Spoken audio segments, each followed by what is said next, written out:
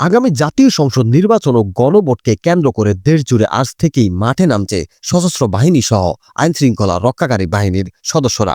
আজ ৮ই ফেব্রুয়ারি থেকে শুরু হয়ে আগামী ১৪ই ফেব্রুয়ারি পর্যন্ত মোট ৭ দিন তারা নির্বাচনী মাঠে দায়িত্ব পালন করবেন। নির্বাচন কমিশন সূত্রে জানা গেছে, এবার মোট ৯,৭০,০০০-এরও বেশি সদস্য মোতায়েন করা হচ্ছে।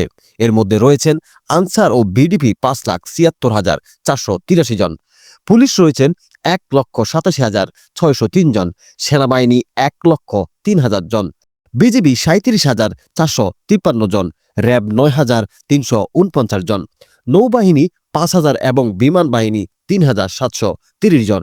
এছাড়া উপকূলীয় এলাকায় মোতায়েন থাকবে কোস্টগার্ড এবং গ্রাম পর্যায়ে থাকবে চৌকিদার ও দফাদাররা। নিরাপত্তা তদারকিতে মাঠে থাকছেন ১,০৫১ জন এক্সিকিউটিভ ম্যাজিস্ট্রেট। নির্বাচন কমিশনার জানিয়েছে, দেশের আইনশৃঙ্খলা পরিস্থিতি বর্তমানে সম্পূর্ণ নিয়ন্ত্রণে ও নির্বাচনের অনুকূলে রয়েছে। আগামী ১২ই ফেব্রুয়ারি সকাল ৭:৩০ থেকে বিকাল ৪:৩০ পর্যন্ত বিরতিহীনভাবে চলবে ভোট গ্রহণ।